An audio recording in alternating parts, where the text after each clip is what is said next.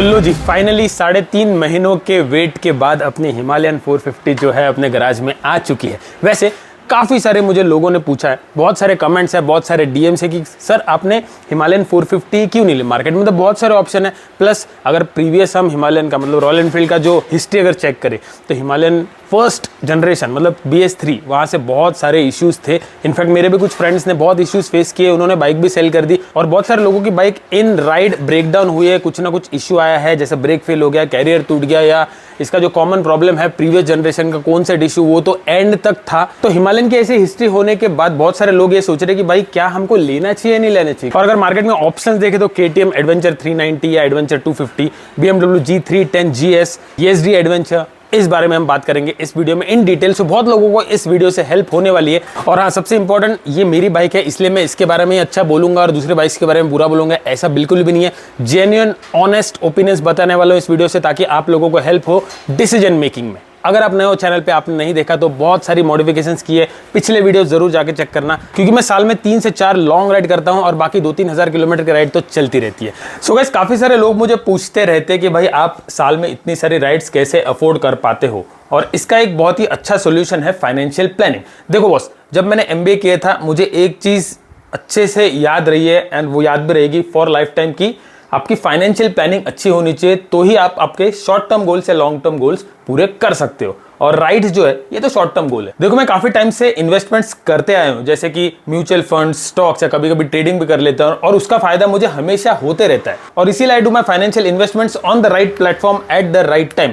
अगर आप मेरी तरह इन्वेस्ट करना चाहते हो, शॉर्ट टर्म या लॉन्ग टर्म गोल सेट करना चाहते हो, तो आज मैं आपको एक ऐसे प्लेटफॉर्म के बारे में बताऊंगा जिसमें आप इन्वेस्टमेंट भी कर सकते हो और आपको बहुत फायदा होगा।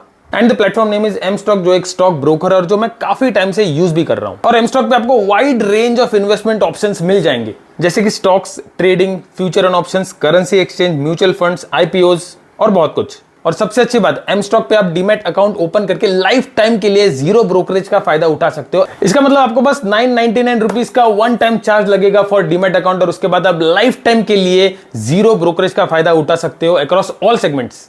और एक फायदे की बात बताऊं आपको, अगर आप 999 रुपीज का ऑप्शनल चार्ज भरते हो तो आपको लाइफ टाइम के लिए एनुअल मेंटेनेंस चार्जेस भरने नहीं पड़ेंगे। और इसके साथ ही आपको 1 क्लिक ऑर्डर एग्जीक्यूशन और वॉइस सर्च जैसे एडवांस फीचर्स भी मिलते हैं। और पैसे की जब बात आती है तब बात आ जाती है ट्रस्ट पे। तो M-Stock जो है ये मिराई एसेट फाइनेंशियल ग्रुप का ही एक पार्ट है, जो 15 साल पुरानी कंपनी है, very reputed company. By the way, मैंने खुद म्यूचुअल फंड्स में इन्वेस्ट किया है फ्रॉम मिराई एसेट, काफी अच्छे मुझे रिटर्न्स भी आए और इनकी काफी अच्छी क्रेडिबिलिटी। तो M-Stock इज टोटली ट्रस्टवर्दी। और M-Stock को लॉन्च हुए बस 1 साल के ऊपर ही हो गया, लेकिन इनका एनुअल टर्नओवर 4 लाख करोड़ से भी ज्यादा हो गया है। और गूगल प्ले स्टोर पे M-Stock की रेटिंग 4+ है और इनके यूजर्स 8.5 लाख से भी ज्यादा है, जिन्होंने 145 करोड़ इतना सारा ब्रोकरेज अब तक सेव किया है। एंड ट्रस्ट मी गाइस, अगर आप रेगुलर इन्वेस्टर हो तो आपको पता होगा ब्रोकरेज में बहुत सारा पैसा जाता है और eventually you end up spending lot of money just for brokerage. So if you want to do investment और आप एक अच्छा प्लेटफॉर्म ढूंढ रहे हैं जहां पे आप बहुत सारा पैसा भी कमाएं और ब्रोकरेज भी ना दे, तो M-Stock जरूर चेक कीजिएगा। डिस्क्रिप्शन में मैंने लिंक दी है, यूजिंग द लिंक आप एक डीमैट अकाउंट खोल सकते हैं and you can start your investment journey. और अपनी पब्लिक मतलब बाइकर्स, बडिंग ट्रैवलर्स, राइडर्स, इनको मैं एक टिप देना चाहता हूं कि अगर आप मेरी तरह ट्रिप्स करना चाहते हैं तो ये टिप ध्यान से सुनना, बड़े काम आएगी। हर महीने बस 2000 रुपए का एक स्टॉक खरीदिए और उसको एज अ SIP रख दीजिए, या तो फिर म्यूचुअल फंड का एक SIP चालू कर दो। आप ये गोल सेट कर लो कि नेक्स्ट ईयर मुझे suppose for example Ladakh trip करनी है। लद्दाख ट्रिप का एक्सपेक्टेड खर्चा है अराउंड 50,000 रुपीज। आप 2000 रुपए महीना का डालो, 12 महीने में आपके 24,000 तो यही हो गए, plus you will earn a lot of profit also. मतलब मोटा मोटा आपको हार्डली 5-10 हज़ार रुपए शायद डालना पड़े। Of course it depends on the market, लेकिन आप ऑब्वियसली कमाओगे और आपका बहुत सारा पैसा जो है वो आपके इन्वेस्टमेंट से आ जाएगा, तो आपको जेब से नहीं जाएगा। आई होप आपको ये मेरी टिप काम आएगी, और अगर फ्यूचर में आपको चाहिए तो मैं और भी टिप्स देता रहूंगा। डिस्क्रिप्शन जरूर चेक करना। यहाँ पे स्क्रीन पे आप देख सकते हैं टेम्परेचर 43 डिग्री सेल्सियस। भाई इतने गर्मी में आपके लिए वीडियो बना रहा हूँ, तो इस बात के लिए लाइक ज़रूर करना गाइस, बिना लाइक के मत जाना please. Coming back to the topic, मैंने हिमालयन 450 क्यों ली? देखो, ये जर्नी स्टार्ट होती है ऑलमोस्ट 1 साल पहले, जब हमने स्पाई शॉट्स देखे थे हिमालयन 450 के। तब मेरे पास बादल मतलब एक्सपल्स 204V वो थी, वो मैंने ली थी ऑलमोस्ट 2 साल पहले, वो अभी भी अपने पास है। और जो लोग मेरा वीडियो पहली बार देख रहे हैं उनको बता दूं, मेरे पास एक और बाइक है निंजा 1000, जिस पे भी मैं टूरिंग करता हूँ। रिसेंटली मैं अयोध्या राइड किया था, उसके पहले मैं लद्दाख भी किया था अक्टूबर में उसके साथ। तो स्पाई शॉट देखने के बाद मैंने सीरियसली नहीं लिया था। मैंने सोचा था ठीक है चलो नॉर्मल जैसी पहले थी वैसी ही होगी, थोड़ा बहुत अपडेट होगा। और उसके बाद फिर कई महीने गुजर गए, फिर मैंने ऐसे सीरियसली सोचा नहीं कि मुझे एक बाइक लेनी चाहिए।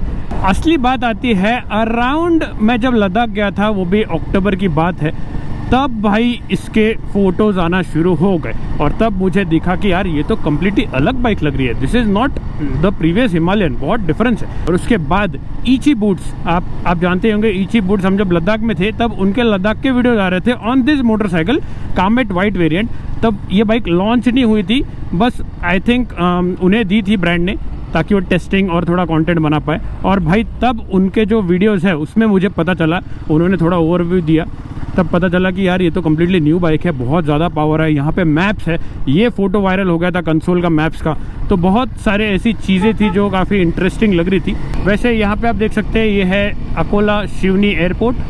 तो अच्छा खासा फंक्शनल एयरपोर्ट है, लेकिन अभी यहाँ पे कोई डोमेस्टिक फ़्लाइट तो आती नहीं है, तो ऐसी बैकअप एयरपोर्ट है। I think may be future में कभी शुरू भी हो जाए। उसके बाद जब ये बाइक लॉन्च हुई आई थिंक 7 नवंबर, और वो लॉन्च के टाइम भाई साहब मैंने जब वीडियोस देखे, लोगों के रिव्यूज़ आना शुरू हो गए, सब लोग अच्छा ही बोल रहे थे। फिर कुछ मेरे फ्रेंड्स हैं इंडस्ट्री में, उन्होंने चलाई है तो उनको मैंने पूछा, तब मुझे कॉन्फिडेंस है कि हाँ यार ये बाइक थोड़ी अच्छी लग रही है, प्रॉमिसिंग लग रही है, तो शायद हम इसके बारे में सोच सकते हैं। अब जब शॉर्ट लिस्टिंग की बात आई तब मैंने पहले तो रूल आउट करना शुरू किया कि भाई कौन से बाइक्स मुझे नहीं चाहिए। तो सबसे पहले तो मैंने सोचा कि ESD एडवेंचर जो है वो मैं रूल आउट कर देता हूँ, क्योंकि वो अभी थोड़ी पुरानी भी हो गई है और उसमें कोई इलेक्ट्रॉनिक्स नहीं है, मुझे बहुत ही ज़्यादा हेवी लगती है। पावर अच्छी है, उसका टॉर्क अच्छा है, लेकिन फिर उसका सर्विस नेटवर्क भी थोड़ा सा लिमिटेड है। और एनी विच वेज अगर मुझे नई बाइक लेनी है तो वाई नॉट मैं थोड़ा नया वेरिएंट लूँ, इसलिए मैंने ESD ड्रॉप कर दी। सेकंड आती है BMW G310 GS। वो मैंने इसलिए ड्रॉप कर दी क्योंकि वो बाइक तो अच्छी है, लेकिन BMW सर्विस सेंटर्स का थोड़ा इशू है। अब ब्रांड वैल्यू है इसलिए कॉस्टली है और वो थोड़ा आउटडेट भी हो चुका है मॉडल, इसलिए मैंने सोचा चलो वो भी हम रूल आउट कर देते हैं। अगर नया मॉडल होता BMW G310 GS का तो शायद मैं सोचता। तो ऑलमोस्ट नवंबर एंड में फिर मैंने एक टेस्ट राइड ली, बड़े मुश्किल से मुझे मिली, और फिर मैंने फाइनली सोचा कि चलो यार it's a good motorcycle, I think मुझे एटलीस्ट बुक कर लेना चाहिए। तो 10,000 रुपये बुकिंग अमाउंट दे के 1 दिसंबर को मैंने बुक कर दी। बाद में चाहे तो मैं कैंसिल भी कर सकता हूँ, ये सोच के मैंने बुक कर दी। यहाँ पे एक छोटा सा ट्रेल दिख रहा है मुझे, कैसे उतरूँ? अरे यहीं से जगह थी।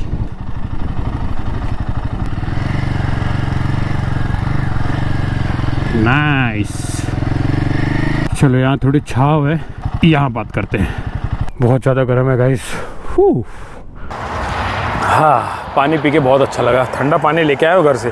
Okay, so coming back to the topic, अभी बची है 3 बाइक्स। एक है ये बाइक हिमालयन 450, एक है KTM एडवेंचर 390, एक है टॉप वेरिएंट स्पोक रिम्स वाला। तो ये 3 बाइक में से मैंने ये बाइक ही क्यों ली, प्लस हम ये भी जानेंगे कि जो बड़े बाइक ऑप्शंस है जैसे Honda NX 500 या TRK 502 या तो वर्सेस 650, ये बाइक क्यों नहीं ली। हालांकि वो थोड़े महंगे, थोड़े नहीं बहुत ज़्यादा महंगे हैं, लेकिन वो भी हम कंसिडर करेंगे क्योंकि we are talking about adventure bikes. तो देखो, जब भी मैं बाइक खरीदता हूँ ना, पहले मैं रिसर्च करता हूँ कि भाई मैं जो बाइक लेने वाला हूँ या जो बाइक्स मैं कंसिडर कर रहा हूँ वो कितनी पुरानी हो चुकी है, मतलब वो मॉडल कब लॉन्च हुआ था और अभी कितने साल हो गए उसको लॉन्च होने के बाद, और उसका नेक्स्ट वेरिएंट कब आने वाला है। ये इंपॉर्टेंट क्यों है, क्योंकि ये डिसाइड करेगा आपका जो परचेस है ये लॉजिकल है या नहीं। अगर आप ऐसी बाइक लोगे जो लेने के बाद अगर 2 महीने में उसका नया वेरिएंट आ गया तो फिर आपको रीसेल वैल्यू भी कम मिलेगी, you got a older bike, और फिर आपको थोड़ा सा कहीं ना कहीं दर्द भी होगा। तो इसीलिए जब ये बाइक मैंने बुक की तब मैंने थोड़ा रिसर्च किया था और तब मुझे दिखा कि भाई KTM एडवेंचर 390 का तो नया वेरिएंट आने वाला है, स्पाई शॉट्स ऑलरेडी लीक हो चुकी है, इसीलिए मैंने वो ड्रॉप ही कर दिया। क्योंकि देखो, अगर मैं आज के डेट में एडवेंचर 390 खरीदता हूँ, वेरी हाई चांसेस यही साल नया वाला वेरिएंट आएगा जो बहुत ज़्यादा इंप्रूव्ड है, लुक वाइज भी बहुत ज़्यादा डिफरेंट है। और खैर, अगर वेरिएंट नहीं भी आता तो लेट्स कंसिडर वो सिचुएशन क्या है। देखो, करंट जो एडवेंचर 390 है वो बाइक बड़ी अच्छी है, उसका जो पावर है वो मुझे बहुत पसंद आता है, पावर टू वेट रेशियो उसका बहुत सही है और बहुत प्रैक्टिकल बाइक है। लेकिन उसमें ना कुछ चीज़ें मुझे लगती है एज अ टूरर थोड़े से लिमिटेशंस है। जैसे उसकी सीट बहुत ही हार्ड है, उसकी सीट हाइट बहुत ज़्यादा है, तो एक एवरेज इंडियन राइडर के लिए वो थोड़ी हाइटेड हो जाती है बाइक। प्लस उसका सस्पेंशन अच्छा है, इट्स वेरी गुड, लेकिन वो थोड़ा हार्ड मुझे लगता है। आई थिंक जो एडजस्टेबल वेरिएंट है, टॉप वेरिएंट, उसमें आप एडजस्ट कर सकते हो, लेकिन still it's little hard, travel थोड़ा सा कम है when you compare it with this bike. Secondly उसका जो सर्विस सेंटर्स है KTM के वो बहुत है, नो डाउट इन दैट, लेकिन Royal Enfield is way ahead when it comes to service centers. Third point is कि KTM मैंने ऑलरेडी चलाई है, आई लाइक दैट बाइक, लेकिन I wanted something different.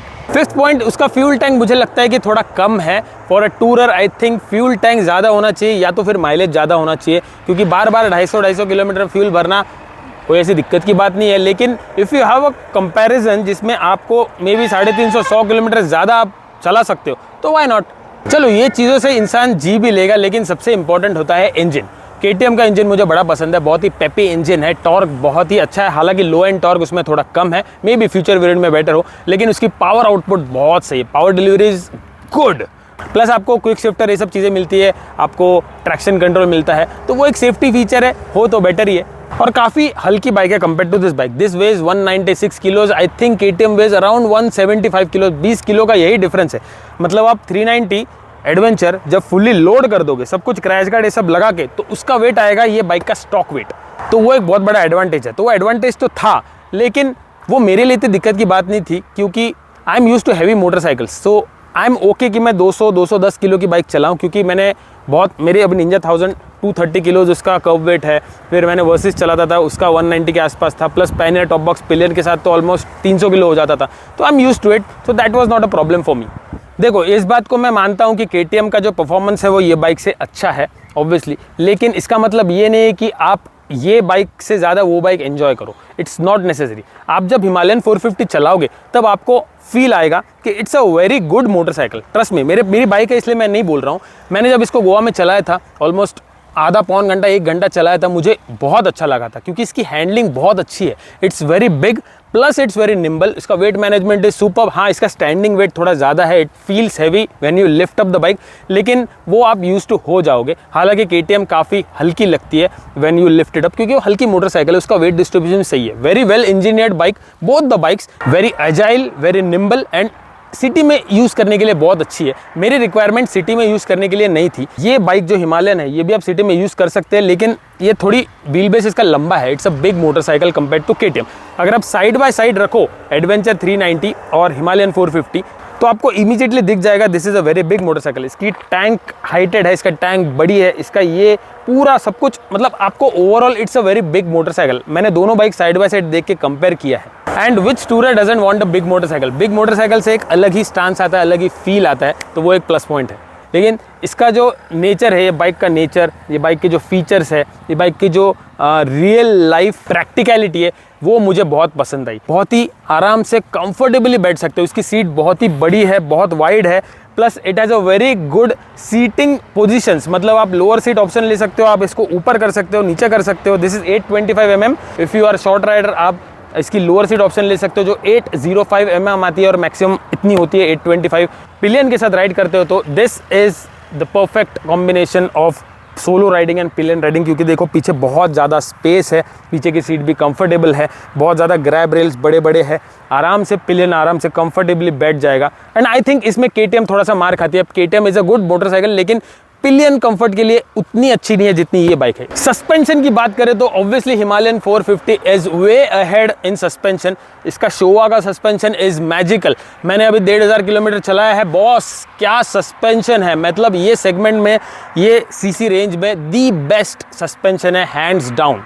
Even if KTM gives WP suspension, still वो इतना ज़्यादा planted feel नहीं करवाता। दिस इज प्लस, गड्ढा आया कुछ आया, आपको रुकने की ज़रूरत नहीं है। प्लस इसका सबसे बड़ा बेनिफिट ये है कि इसमें 21 इंच व्हील्स, 21 इंच का जो सामने का टायर होता है वो बड़ा होने की वजह से कंफर्ट बहुत ज़्यादा बढ़ जाता है, ऑफ रोडिंग कैपेबिलिटीज़ बढ़ जाती है। KTM में आता है सामने 19 इंच, हालांकि may be in future 21 inch आ जाए। एक एंड्यूरो मॉडल आ रहा है शायद KTM का 390 एडवेंचर का, लेकिन वो एक टूरिंग मॉडल नहीं है। I think it's more for of road oriented, लेकिन उसमें भी एक ऑप्शन मिलेगा शायद से, नॉट क्लियर येट। लेकिन हम कंसिडर कर रहे हैं कि नया मॉडल आने ही नहीं वाला है। तो करंट मॉडल में तो आपको 19 इंच ही है, 19 सामने पीछे 17 आई थिंक, इसमें है सामने 21 इंच, तो ये एक बहुत बड़ा बेनिफिट है। प्लस द स्पोक व्हील्स, लेकिन उसका एक ड्रॉबैक है कि पंचर। तो चलो उसके तो ऑप्शंस हम कर सकते हैं, जैसे अभी मे भी आगे जाके इसका जो ट्यूबलेस स्पोक रिम्स वेरिएंट है वो आ जाएगा। जो लोग अभी ले चुके हमारे जैसे लोग वो शायद चेंज कर सकते हैं, या तो you have after market solutions like way to speed या तो फिर आउटेक्स, तो आप उसको सील करवा सकते हो अंदर से और वो ट्यूबलेस हो जाएगा। हाँ, वो 95% उसका सक्सेस रेट है, लेकिन आप ट्यूब कैरी कर सकते हो। ब्रेकिंग के मामले में I think both the bikes are good. ऐसा नहीं है कि कोई बाइक किसी से अहेड है। हिमालयन के भी ब्रेक्स बहुत अच्छे हैं। इसके ब्रेक पैड्स ब्रेम्बो के आते हैं, stock brake pads, very good brakes. हाँ, इसका पीछे का ब्रेक थोड़ा सा हार्ड लगता है, लेकिन आई थिंक थोड़ा यूज टू हो सकते हो आप। KTM 390 के भी ब्रेक्स बहुत अच्छे हैं, नो डाउट इन दैट। तो ब्रेक्स के मामले में I think both are similar. Console की हम जब बात करें तो मुझे लगता है कि हिमालयन 450 का console is little bit ahead than KTM। KTM का भी कंसोल बहुत अच्छा है, बहुत सारा फीचर रिच उसमें एलिमेंट्स है, लेकिन इसमें थोड़े से ज़्यादा है। जैसे कनेक्टिविटी फीचर्स, मैप्स देख सकते हो आप बहुत सारी चीज़ें इसमें चेंज कर सकते हो। दिखने में भी बहुत अच्छा है, कलर कॉम्बिनेशन बहुत अच्छा है, सैचुरेशन बहुत अच्छा है स्क्रीन का, क्वालिटी आपको फील होगी इसके कंसोल में जब भी आप देखोगे। काफ़ी बड़ा कंसोल है। KTM का कंसोल भी अच्छा है, उसमें इनफैक्ट फीचर्स बहुत ज़्यादा है, ट्रैक्शन कंट्रोल और ये सब चीज़ें आप कंट्रोल कर सकते हो, इसमें वो नहीं आपको मिलेगा। लेकिन फिर ये बाइक हैवी है, प्लांटेड फील होती है, तो इसमें ट्रैक्शन कंट्रोल की ज़रूरत ज़्यादा है नहीं, हालांकि हो तो बेटर है। लेकिन KTM एडवेंचर 390 का पेपी पावर है ना, तो उसका टायर पीछे का स्पिन होने की ज़्यादा चांसेस है, तो उसमें traction control makes more sense और उसमें होना भी चाहिए। हालांकि इसमें होता तो बेटर होता, may be in future variant आ जाए। And then let's talk about handling. दोनों जो बाइक्स है हैंडलिंग बहुत सुपर्ब है। हिमालयन 450 की जो चैसी है इट्स वेरी गुड। आपको ऐसा फील नहीं होगा कि आप 200 किलो की बाइक चला रहे। Chassis is rock solid, vibrations पे भी हम आएंगे, और बहुत ही प्लांटेड फील होती है, निम्बल टू हैंडल है, ऑफ रोड में भी आराम से आपको कॉन्फिडेंस दे देगी। KTM की चैसी भी बहुत अच्छी है, trellis frame, wonderful frame of KTM। उनका तो पहले से इंजीनियरिंग बहुत तगड़ा है, तो फ्रेमिंग के मामले में आई थिंक चैसी दोनों बाइक्स की अच्छी है। हाँ, इसमें आपको थोड़ी बड़ी चैसी मिलती है, उसमें आपको थोड़ी कॉम्पैक्ट चैसी मिलती है। KTM is a compact motorcycle, Himalayan is a big motorcycle. और माइलेज, ऑफ कोर्स माइलेज तो इंपॉर्टेंट है ही, तो माइलेज इसका अराउंड 28 आप पकड़ लो। अगर बहुत ही प्यार से चलाए तो 30 दे देगी, 32 तक शायद दे देगी। KTM का भी सिमिलर ही है, मुझे लगता है 30 के आसपास KTM भी दे देगी। तो माइलेज के मामलों में आई थिंक दोनों बाइक्स कहीं ना कहीं सिमिलर है। करंट सिचुएशन के बारे में अब बात करते हैं।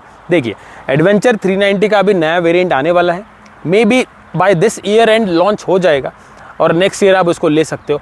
अगर आप 6 महीना वेट कर सकते हो तो ज़रूर वेट कीजिए। आई थिंक आपको रुकना ही चाहिए अगर आपको KTM ही लेना है। अब बात करते हैं प्राइस सेगमेंट की। Obviously this is a very big decision factor. तो देखिए, अगर आप प्राइस सेंसिटिव कस्टमर हो तो I think you should fix Himalayan 450, क्योंकि ये सबसे बेस्ट अफोर्डेबल एडवेंचर मोटरसाइकिल है इन 400-500 CC segment in India single cylinder में। क्यों? देखो, 3.5 लाख में आपको ये बेस मॉडल ऑन रोड पड़ जाएगा।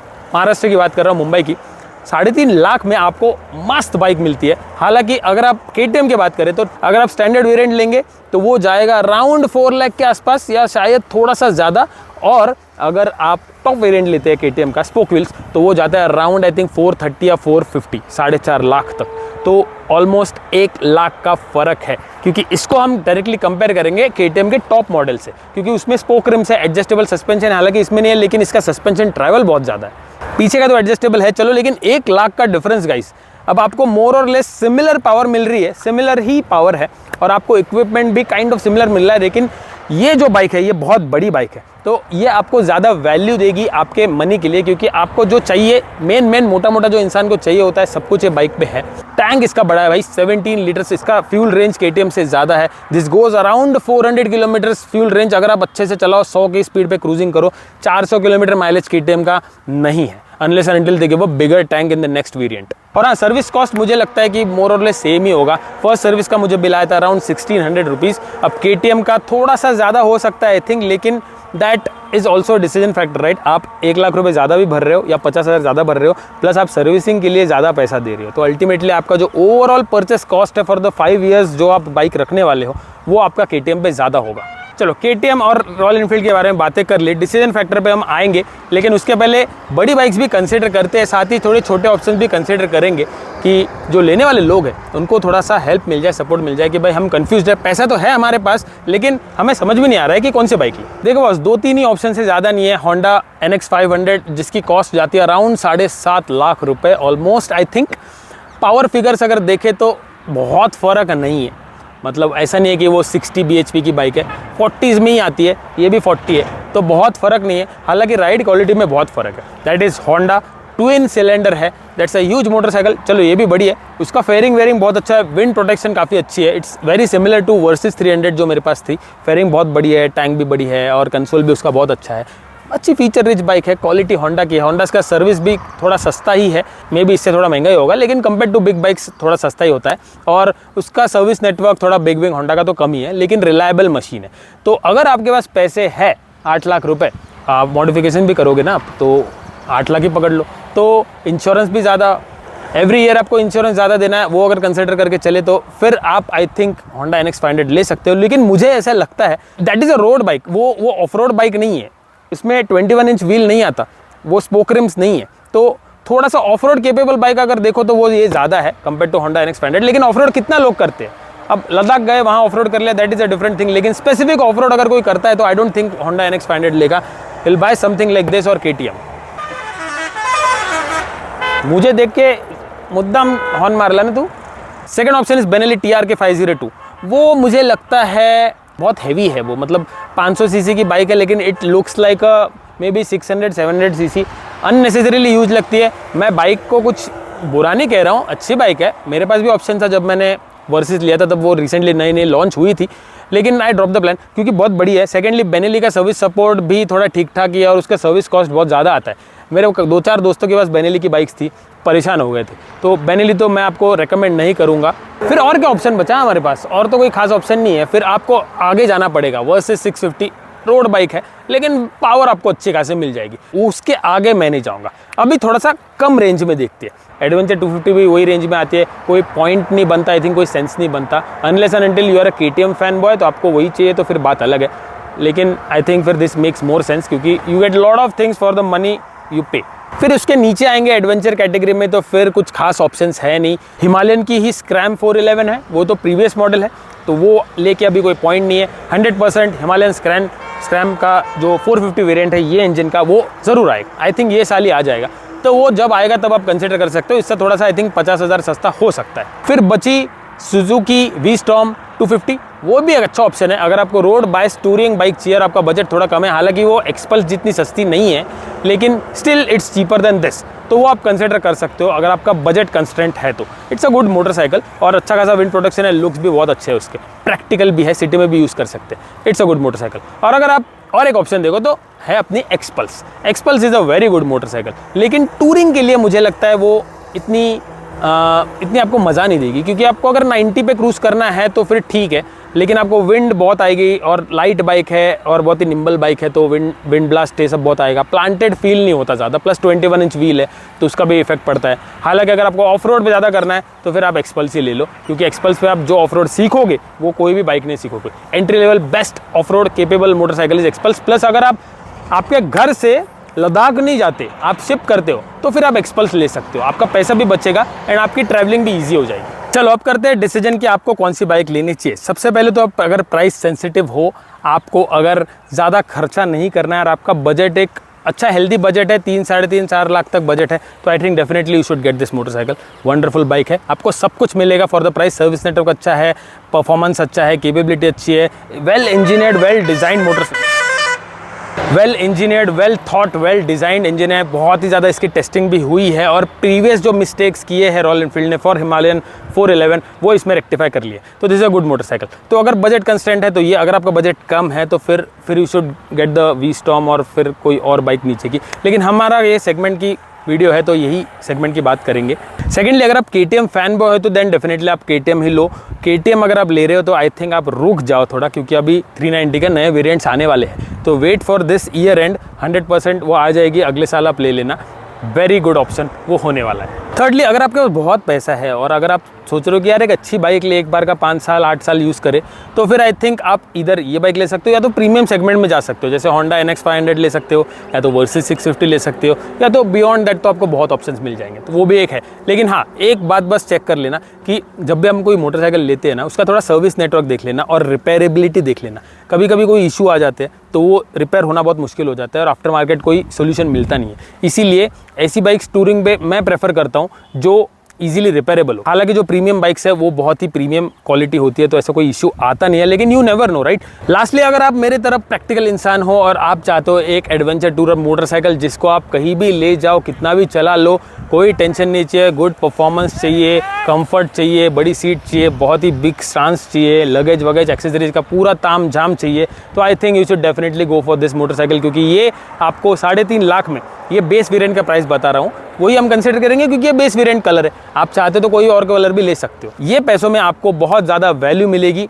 अभी 1,500 किलोमीटर हो गया, almost 1 month for this motorcycle. I am extremely happy और मुझे ऐसा लगता है कि कब मैं लद्दाख निकलूँ या कहीं और निकलूँ, बस यही फील आना चाहिए जब आप एक एडवेंचर मोटरसाइकिल लेते हो। बहुत अच्छा रिसर्च करके ज़रूर लीजिएगा। मैं जितना हो सके आप पे ट्राई करूंगा कि आपको एक ऑनेस्ट ओपिनियन बताने का। एक और फ़ायदा ऐसा होगा आपका कि ये बाइक लेने के बाद आपको उतना ज़्यादा इंश्योरेंस और ये सब तामझाम के खर्चे नहीं होंगे जितना मे भी थोड़ा एक्सपेंसिव मोटरसाइकिल में होगा, तो वहाँ पर भी आप अच्छा खासा पैसा बचा ही लोगे। Plus it has a good mileage, it has a good performance और फीचर रिच मोटरसाइकिल है। सब कुछ है इसमें, जितना चाहिए सब कुछ है। तो आई थिंक मैंने सारे पॉइंट्स कवर कर लिए हैं और आई होप मैंने आपको हेल्प किया इस वीडियो में डिसीजन मेकिंग में। वाइज डिसीजन मेकिंग आपसे कराना है, बस यही मेरा उद्देश्य था वीडियो में। तो आई होप आप मैंने हेल्प किया और आपको अच्छे से समझा। आई होप आपने पूरा वीडियो देखा हो ताकि आपको डिटेल में सब कुछ समझ आ जाए। प्रॉपर्ली इसके लॉन्ग राइड कर लूँ, इस पर कोई लद्दाख ट्रिप कर लूँ, 10,000 किलोमीटर हो जाए, फिर मैं आपको और अच्छे से बता पाऊंगा ये बाइक कैसी है। अभी तो नई नई बाइक है, बहुत सारे लोग लेंगे, बहुत सारे लोग ले रहे हैं, मेरे वीडियोज़ देख के बहुत सारे लोगों को हेल्प हो रही है। और इस पर मैंने बहुत ज़बरदस्त एक्सेसराइजेशन किया है, 15 से 16 एक्सेसरीज लगी हुई है। उसका एक डेडिकेटेड वीडियो बहुत ही जल्द आएगा हमारे यूट्यूब चैनल पे। इनफैक्ट ये देखो, यहाँ पे कैमरा भी है, पीछे भी कैमरा है, यहाँ पे देखिए कार प्ले वायरलेस, तो बहुत सारी चीज़ें हैं, ज़रूर देखना। ये सारे वीडियोज़ मैंने बना के रखे हैं और एक टोटल वीडियो बनाऊँगा जो अपने बाइक में सब कुछ आपको दिखाऊँगा। चलो अभी जाते हैं घर पर, काफ़ी टाइम से शूट कर रहा हूँ। So guys that's it for this video. I hope आपको ये वीडियो काम आया और आपको काफी कुछ सीखने को मिला। बाय द वे अच्छा लगे तो लाइक जरूर करना, सब्सक्राइब जरूर करना। बहुत सारा ऐसा कंटेंट अभी आने वाला है, बहुत सारी ट्रिप्स आने वाली है। I am very excited. That's it, thank you so much for watching this video. मिलता हूं आपसे अगले ब्लॉग में, तब तक खुश रहिए, आबाद रहिए, भटकते रहिए। And yes, one more thing, I want you guys to do your financial planning ASAP, because financial planning से ही स्टेबिलिटी आती है और इसका बहुत अच्छा प्लेटफॉर्म है M Stock। आप काफी सारा ब्रोकरेज बचा लेंगे। डिस्क्रिप्शन में लिंक है, जरूर चेक करना है। Start your investment journey. Investments in securities markets are subject to market risks. Read all the related documents carefully before investing.